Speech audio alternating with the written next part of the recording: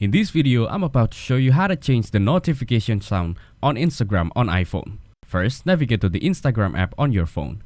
Now, go to the Profile tab and tap the three bars icon in the top right corner.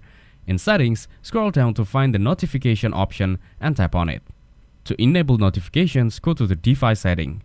Here, toggle on the Allow Notifications button. Make sure to turn on the sound button also.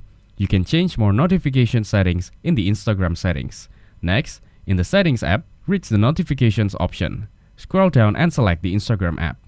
Then, tap Banner Style and choose the style you like. After that, head back to Settings and tap the Sound and Haptics option.